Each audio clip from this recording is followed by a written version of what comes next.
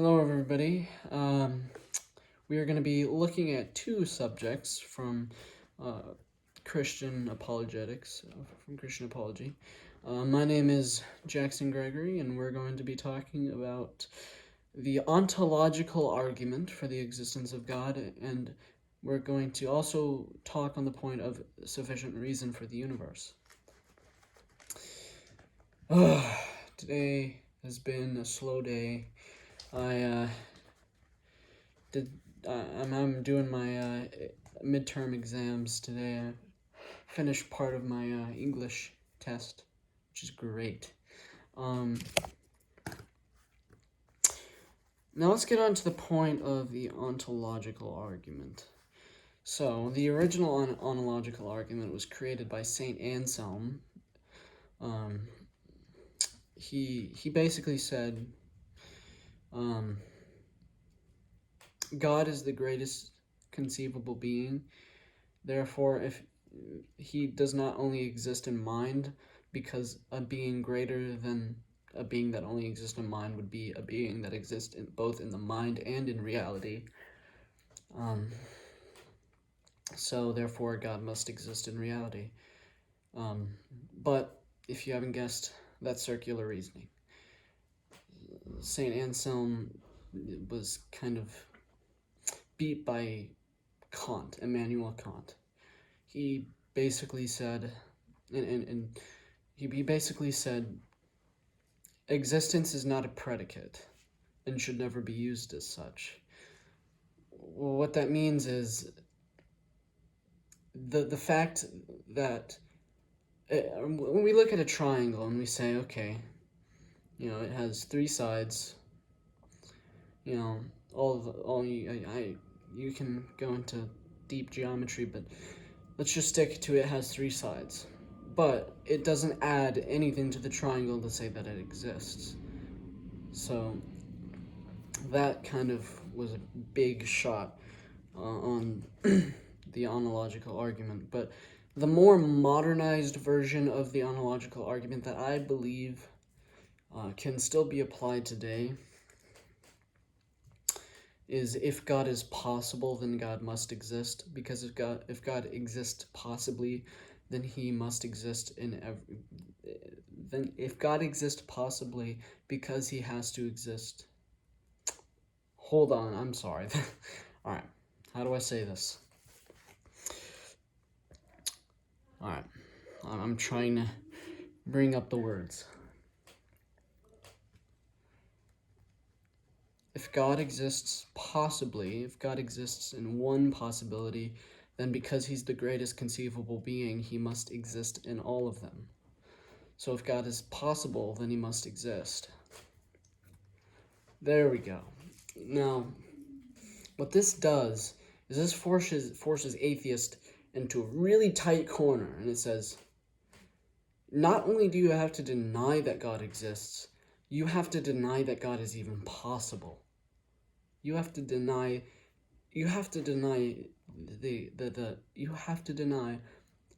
that God is even possible. That's too radical of a view to uphold. I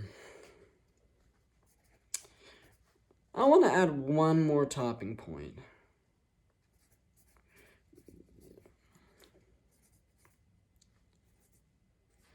So, now we're going to talk about sufficient reason for the universe. It was L.W. Leibniz? Someone.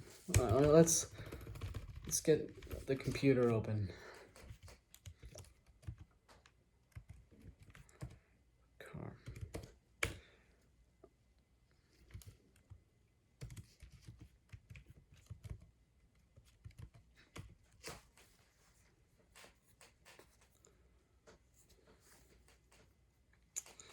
Let's see. Sorry, it's loading. I'm too slow. I'm astronomically slow. Alright, let's see. L.W.B. Leibniz?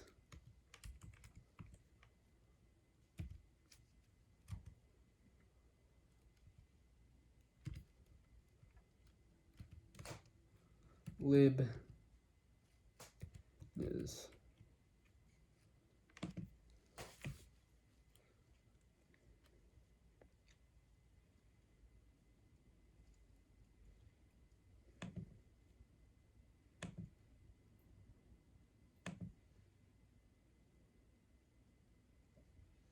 Let's just search up Leibniz. Let's see what comes up there. Leibniz biscuits. What? Alright, yeah. This is it. This is it. Alright. Gottfried Wilhelm Leibniz. He created the theory that basically says everything in the universe is contingent. Everything in this realm is contingent. What that means is contingency is basically, if something is contingent, it means it doesn't have to exist. So if nothing has to exist, then there is no sufficient reason for the universe. There's no reason. Because the universe and everything in it is contingent. So what this means, it's basically the argument that tries to go towards the answer, the reasonable answer, God, is it says there must be a sufficient reason for the universe, but because the universe is contingent and everything in it, the sufficient reason for the universe must be the sufficient reason for the universe must be in self-contained in a being whose sufficient reason is his own sufficient reason, who is its own, or who is whom's own sufficient reason. I think I use that grammar correctly. So I'm pretty sure I just completely confused anybody who's listening there. The point is, there has to be a being whose sufficient reason is self-contained. So, we're going to go to the question that says, who created God? Atheists get, this is a big question that atheists ask, and the answer is nobody. Nobody created God. There wasn't, a being who created God, or there wasn't a beginning to God. God is beginningless, and God is endless. God surpasses time. He surpasses the laws of nature. He doesn't have to apply himself to any of the laws that we speak of now. We can use said laws to prove him, to try to point towards his existence. But God does not apply to the laws because God is above them. So, there's one more topping point that I want to say. Who created God? That answer can easily be reversed if the universe created. So basically, this is the atheist question. If God created you, then who created the universe? Or then if God created you, then who created God? All right, I just answered that. But you can reverse that and you can say, if the universe created you, then who created the universe? So, atheists and Christians alike are both burdened with the same questions. Now, there's a common. All right, we're gonna do another topping point. All right, so this is appeal to ignorance. Appeal to ignorance is the logical fallacy when basically you say the proof for something is in its not knowing in nature. I'm making this too complicated, aren't I? Basically saying, I don't know, therefore I know. That's the appeal to ignorance. So basically, some people, if somebody ever says this, just say, that's appeal to ignorance. If somebody ever says to you, God has not been proven, therefore God does not exist, that's just wrong. That's a logical fallacy. That's that's just avoiding logic to skip to a it's avoiding logic and saying I don't know therefore I know. That's a good phrase. I don't know therefore I know. All right. Coffee break. Well, for me maybe like hot chocolate. I'm sorry, there is no coffee break or a hot chocolate break. I want a hot chocolate though, so I'm not gonna cut it again. CNN 10. We're watching CNN 10 today. Me and you. I'm gonna watch some CNN 10. Let's review the news today.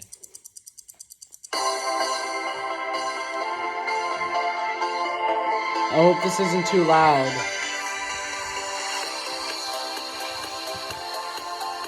Happy holidays and Happy welcome Christmas. to CNN Merry 10. Christmas. My name is Carl Azus.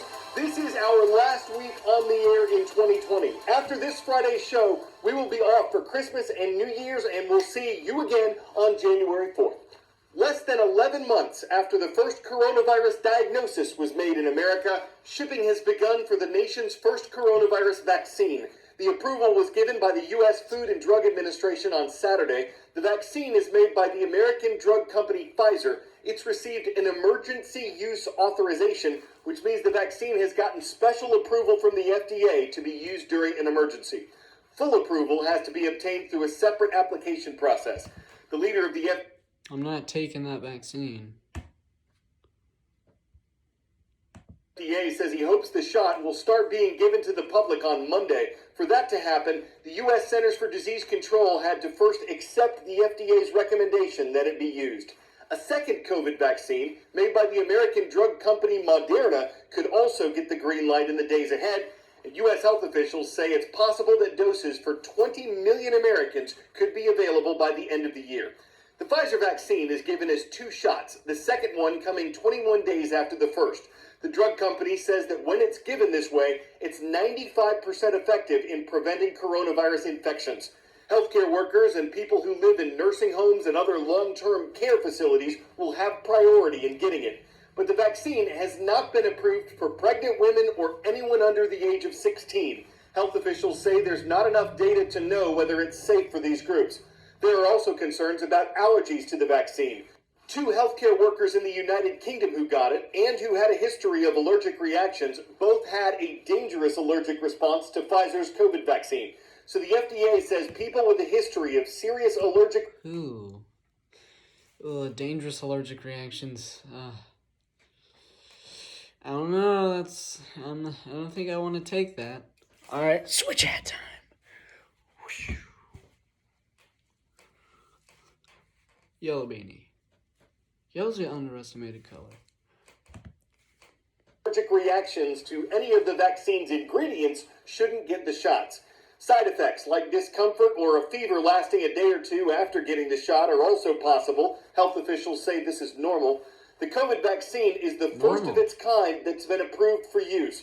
It's also the fastest, as health experts say no other vaccine has ever been developed in less than 4 years. Dr. Sanjay Gupta explains what makes this shot unique.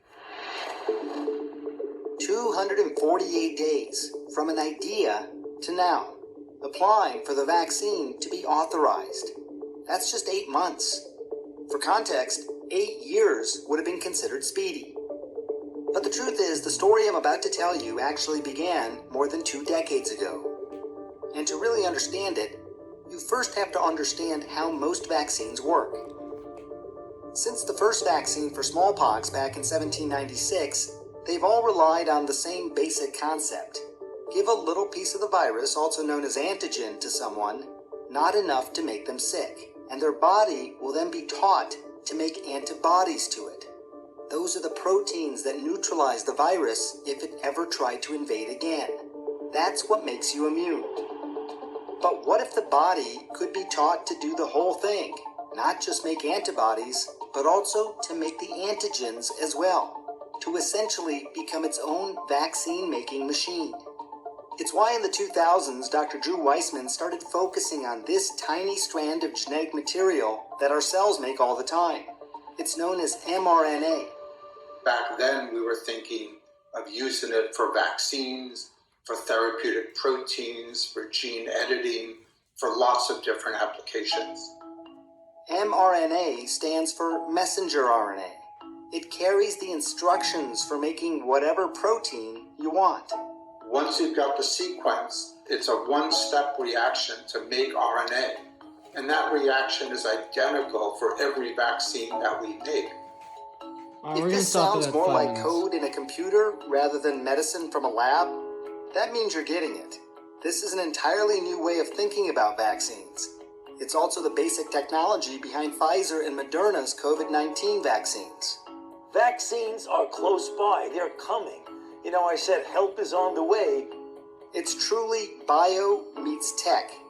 The vaccine is not the virus at all. It's essentially just a genetic code for a portion of the virus. This portion, the spike protein. Why the spike protein? Because it's the key the virus uses to enter the human cell. But if you create antibodies to the spike protein, it's then blocked. 5 minutes. Alright, we're gonna take another mild, very small break. Well, actually, however long I want it. I'm sorry, that's... Alright, so let's talk about what we heard there. I definitely don't like... I really don't like, you know, like, fevers and sicknesses common. I do not want to take that vaccine. Let's go on and watch the top half of the video. 10-second trivia. About 33% of the Earth's land area is permanently covered by what? Desert, freshwater, rainforests, or ice and snow? Desert. Desert is the answer. While up to a third of our landmass can be covered by ice and snow, that can change with the seasons. Desertification occurs when fertile farmland turns into desert. This can happen when forests are cut down, drought settles in, or farmland is managed badly. There's a material called liquid nanoclay that aims to reverse desertification, turning wasteland into fertile soil. One downside, according to some environmentalists, is that most farmers simply can't afford it. Covering the average-sized farm in America, which is about 444 acres, would cost anywhere between $3.5 and $9 million. But the soil is more fertile in many parts of the states than it is in the desert of the United Arab Emirates. This nation has to import more than 90... Whoa, hold on. I want you to see this. Whoa, hold up. Look at that. Look at that. Look how beautiful that is. Wow. That's amazing.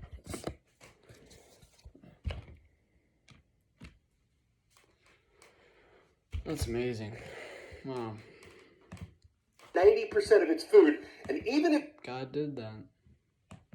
it manages to turn barren land into fertile farmland, a soil scientist interviewed by CNN says it could change a fragile desert ecosystem when something that wasn't there before suddenly is.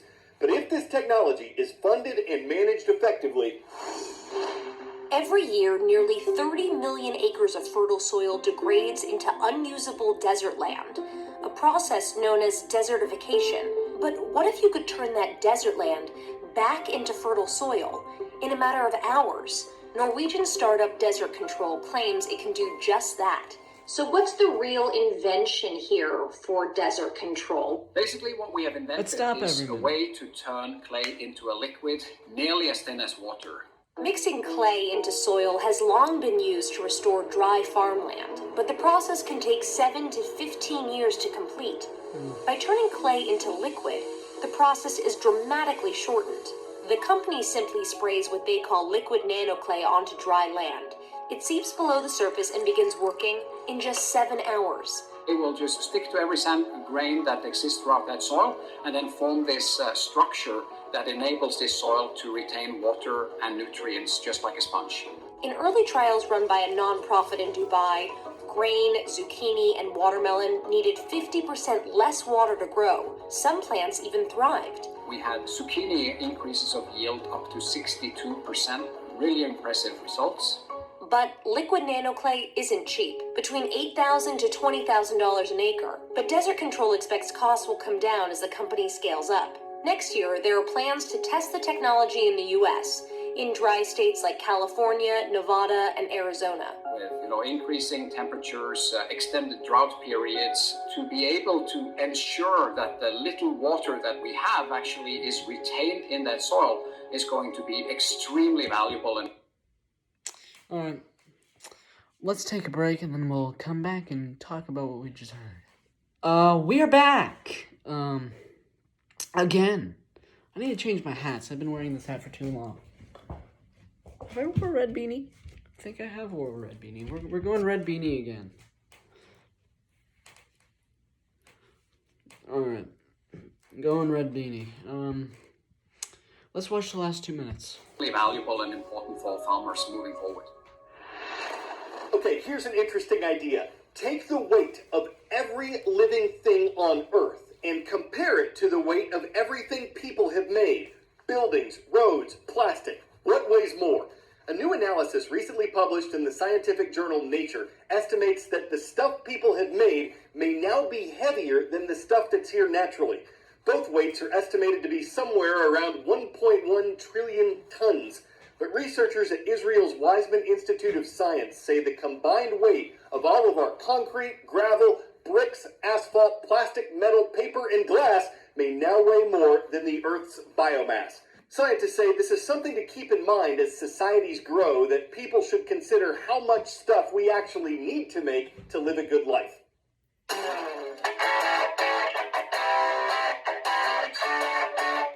In the North Atlantic Ocean, between Iceland and Norway, a pretty amazing traffic circle is about to open up in the Faroe Islands. And it's not just amazing because it's pretty. It's located more than 600 feet beneath the ocean's surface. It's made out of natural rock and illuminated by blue, green, and yellow lights. And it'll help people get around the 17 inhabited islands there. It's part of a tunnel network whose estimated cost is around $170 million. But many residents are glad... Whoa. Hold on. I want to show you guys that. That looked pretty cool.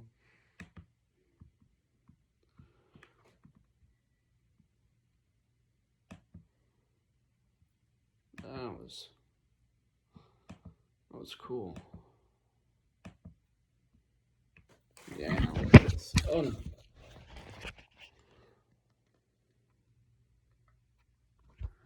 Let's look at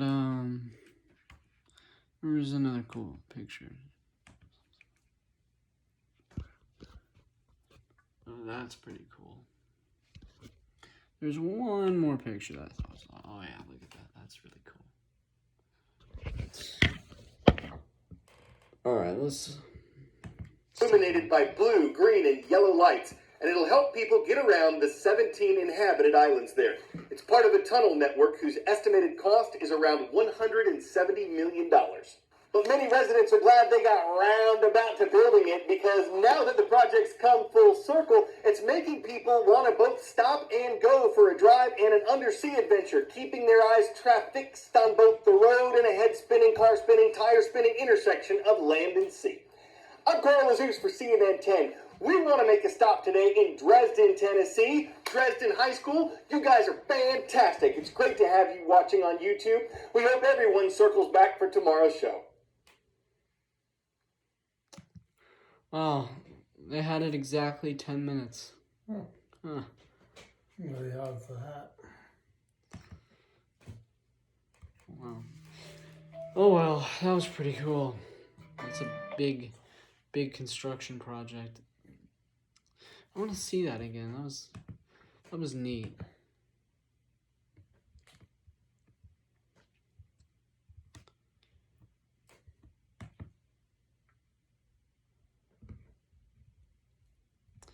Well, anyway, I hope you guys had a blessed day, and I hope the day to come is fantastic. This is from the host of Gregory Talk Show, signing off. See you tomorrow.